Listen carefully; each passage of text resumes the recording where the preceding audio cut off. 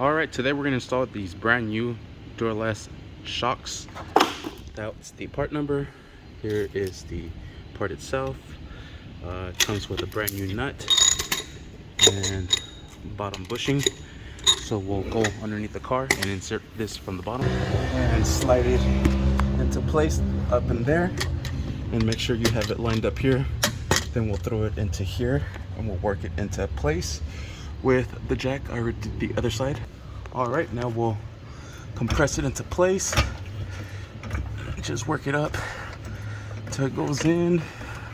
You could also use a screwdriver to help you drive it in, but I like to do that just to kind of line it up, because you can see it there going in.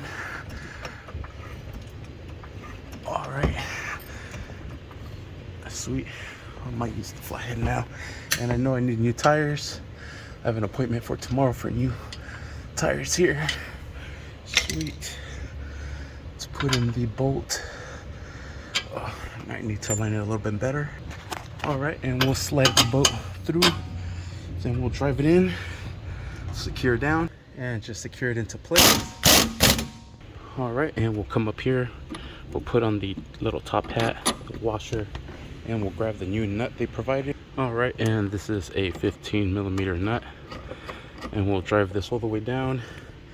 You might need a 5mm Allen wrench to be able to hold this into place as you secure this down. I need a 15.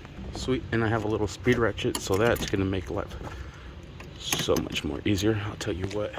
Sweet. And I just have it locked there into place with the ratchet.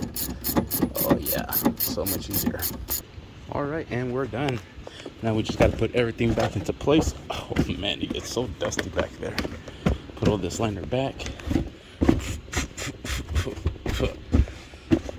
I'm gonna throw my beat back into place, and we are set. Sweet. And that is how we do that. Thank you for watching. Please like and subscribe.